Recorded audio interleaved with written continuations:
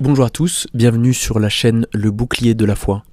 Notre but est de défendre la foi protestante sans accuser la foi des autres, mais en clarifiant et expliquant les positions du protestantisme qui sont souvent mal comprises ou parfois l'objet de désinformations volontaires. Aujourd'hui, nous allons répondre au défi lancé par Matthieu Lavagna qui affirme que le Sola Scriptura ne se trouve pas dans la Bible et qui met au défi quiconque de lui prouver le contraire.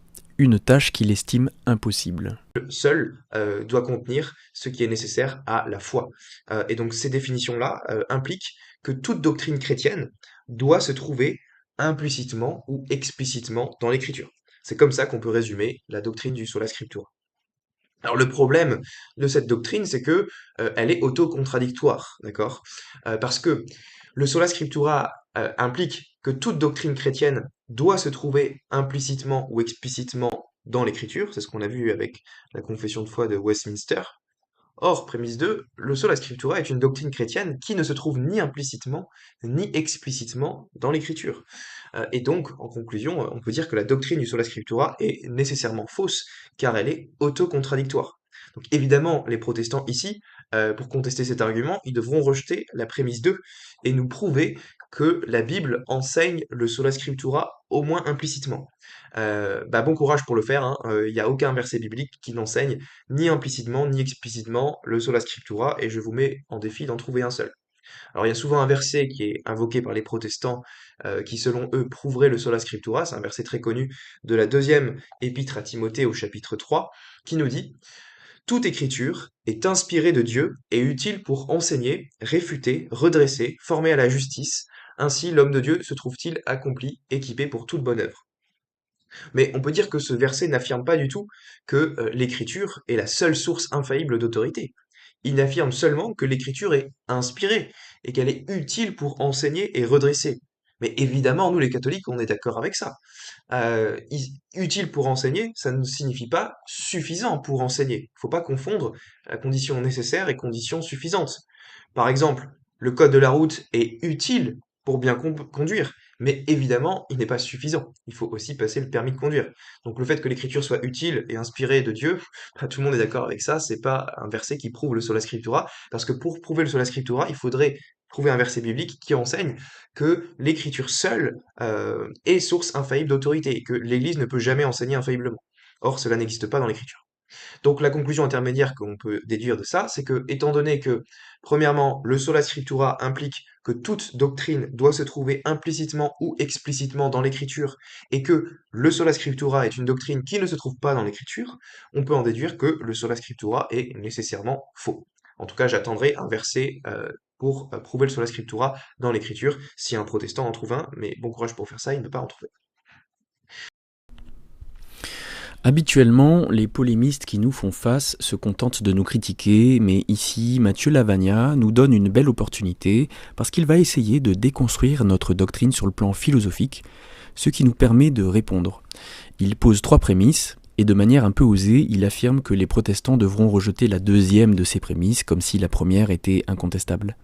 Donc dans une première vidéo, d'un peu moins de 20 minutes, j'ai expliqué pourquoi la première de ces prémices était en fait erronée, et j'ai montré que Lavagna ne réfutait pas notre doctrine, mais plutôt l'idée qu'il s'en faisait.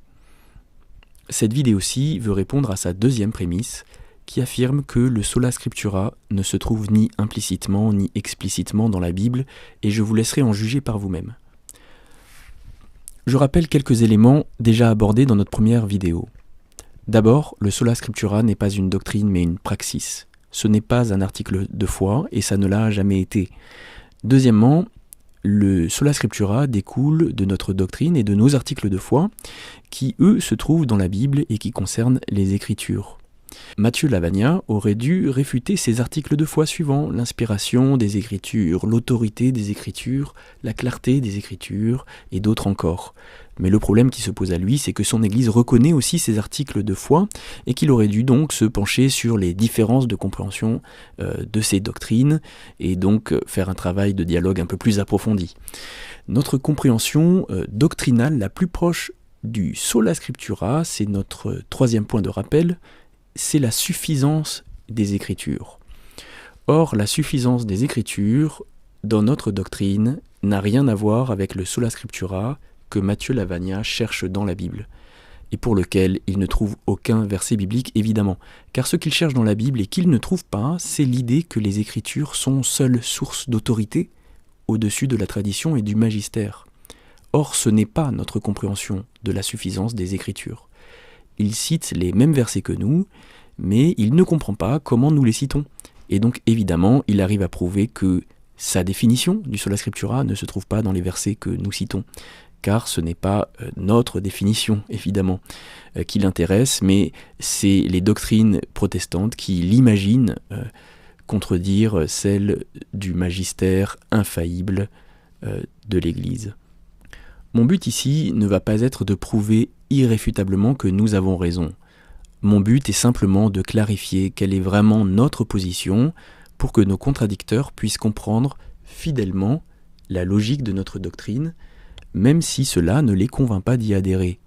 Mon but est également d'encourager mes frères dans la foi à s'attacher à leur tradition, fondée sur les Saintes Écritures, et à s'y plonger toujours plus, car c'est leur tradition, ils doivent la connaître, la vivre et la défendre. Pour rappel, la chaîne Le Bouclier de la foi n'a pas pour but la polémique, mais le dialogue.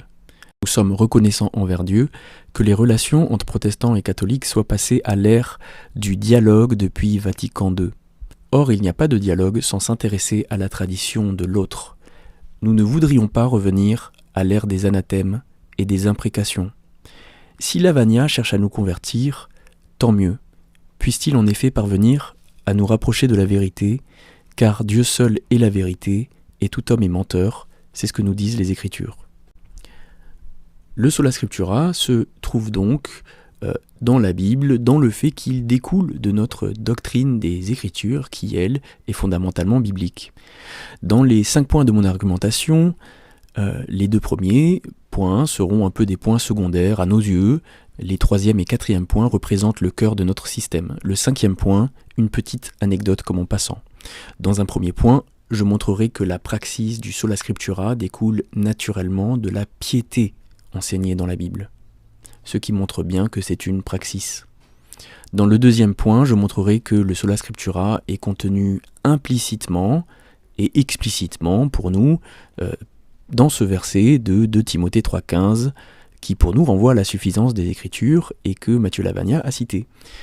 Dans le 3e point, je développerai l'argument le plus important et qui, à nos yeux, se suffit à lui-même. Les Écritures sont la parole de Dieu et de là découle la suprématie de leur autorité. Dans le 4e point, j'exposerai la relation qui se trouve dans la Bible entre la parole et son auteur. Dans le 5e point, je glisserai une anecdote amusante pour nous rappeler que les Écritures, dans leur autorité, sont peut-être conçues par Dieu pour gêner notre volonté humaine de contrôle sur la vérité, mais c'est une anecdote amusante plus qu'une doctrine bien sûr. Premier argument. La praxis du sola scriptura découle de la piété biblique.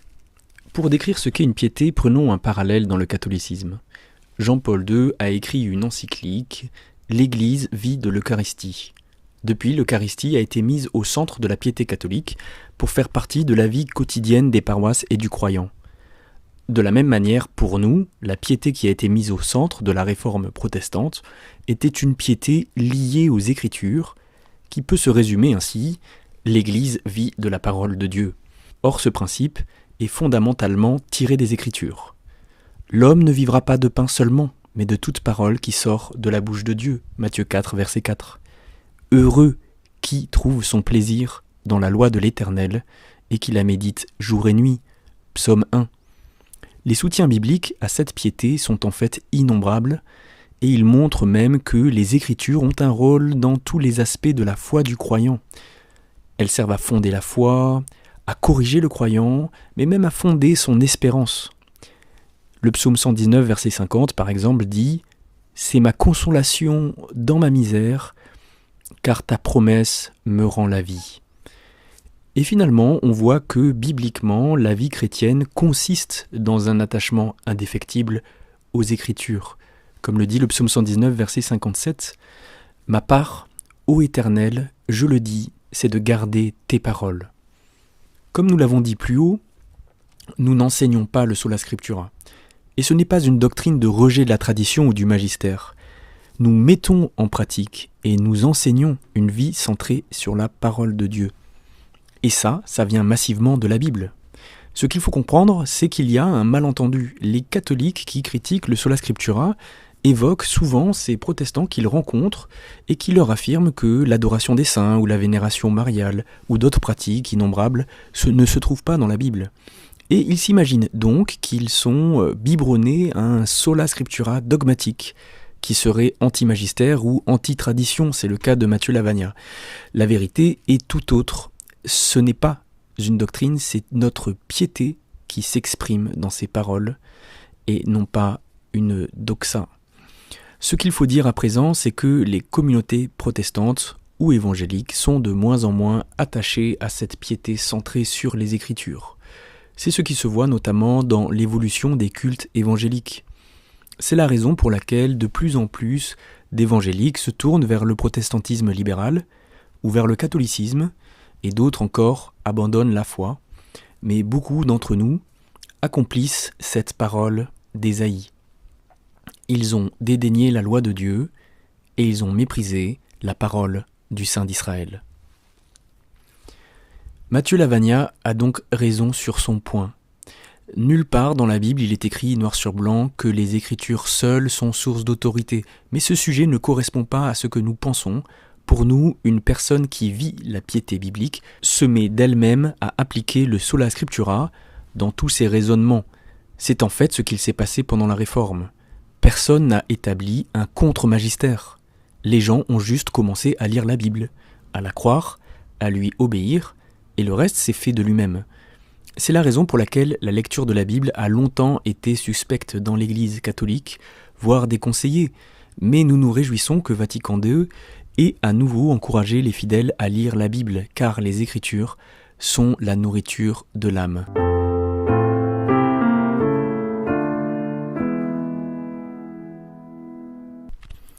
Nous allons maintenant donner un second argument pour expliquer pourquoi le Sola Scriptura, tel que nous le comprenons, est biblique et d'origine biblique, en répondant à ce que Lavagna a dit sur 2 Timothée 3,16, en rappelant avant tout que pour nous, ça reste un élément périphérique de notre compréhension des Écritures. Réécoutons d'abord ce qu'il a dit sur ce sujet.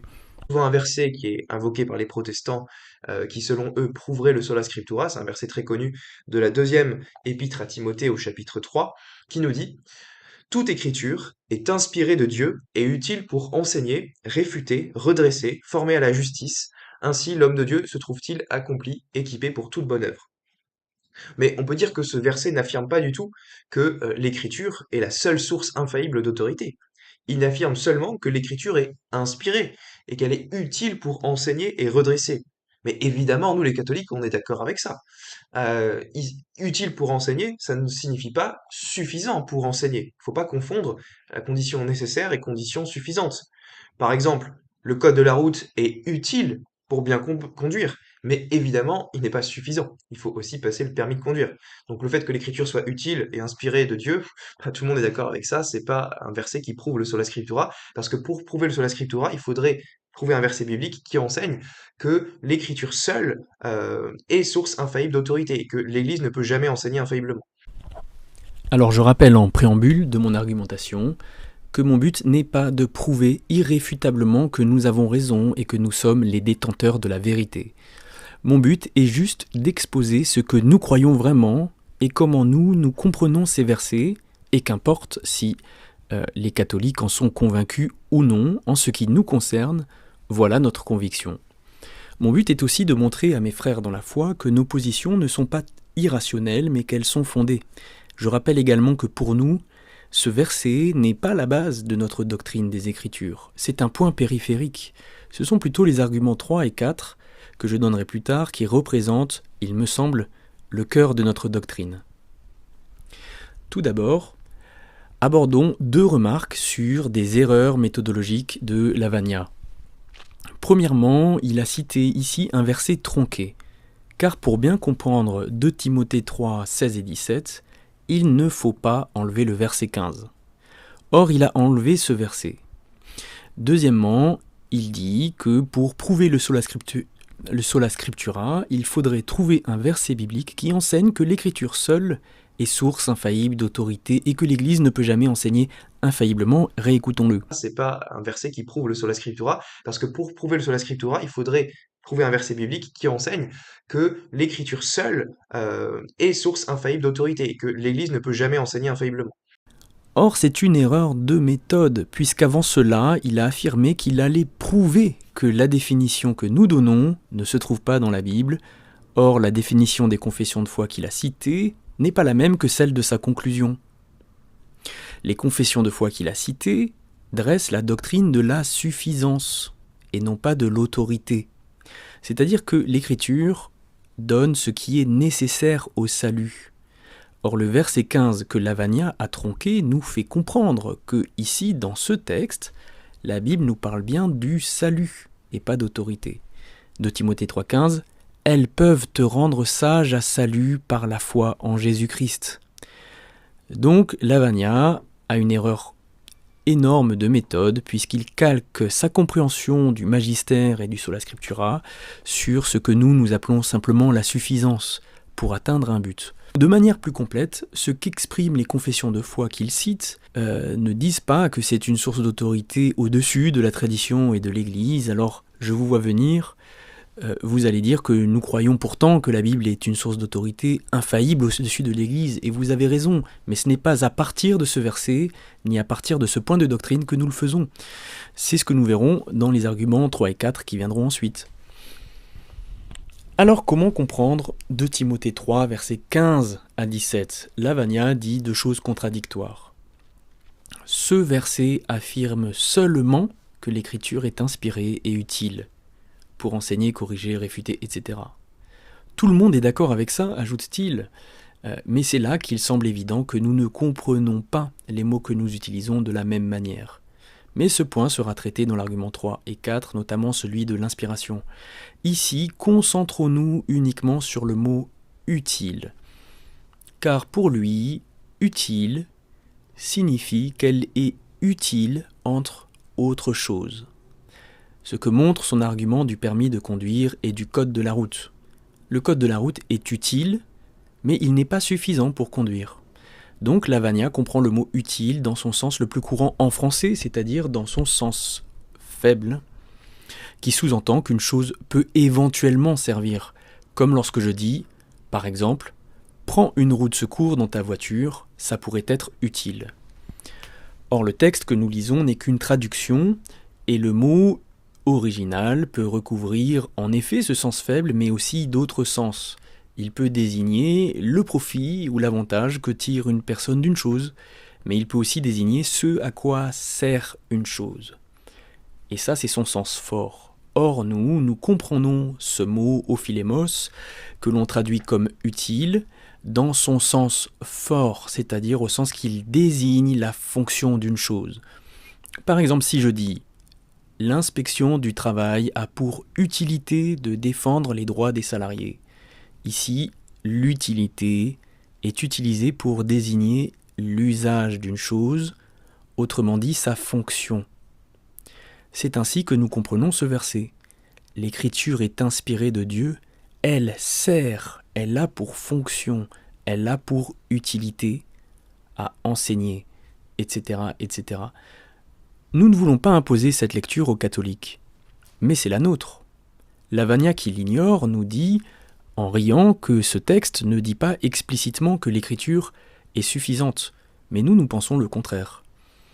Dieu a destiné les Écritures à avoir une fonction, et cette fonction, c'est l'enseignement, la correction, l'édification du peuple de Dieu pour amener l'homme au salut, ce qui veut dire qu'elle suffise pour atteindre ce but.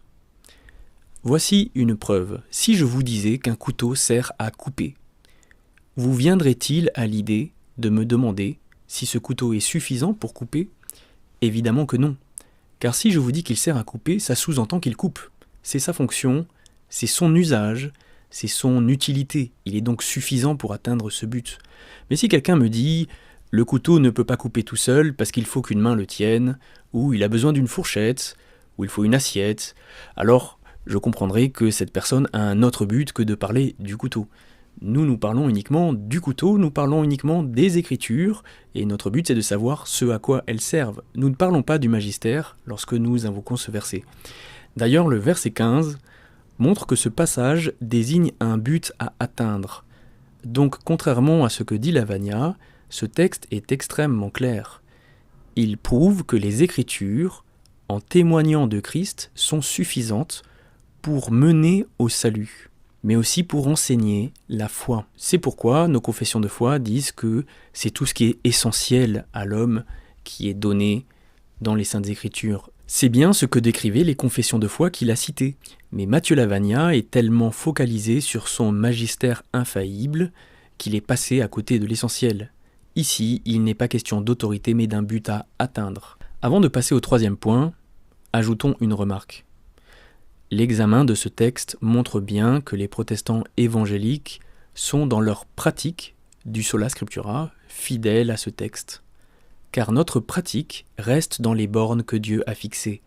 En effet, nous n'utilisons pas les Écritures pour fonder une philosophie, pour fonder un État, pour discuter de science ou de médecine.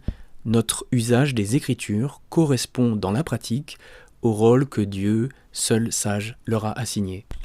Dans une prochaine vidéo, nous verrons les arguments numéro 3 et 4 qui expliquent sur quoi se fonde, sur quel passage se fonde notre compréhension de l'autorité exclusive des Écritures. Et nous verrons aussi le cinquième point qui sera une sorte de réflexion sur ce sujet. À bientôt dans une prochaine vidéo.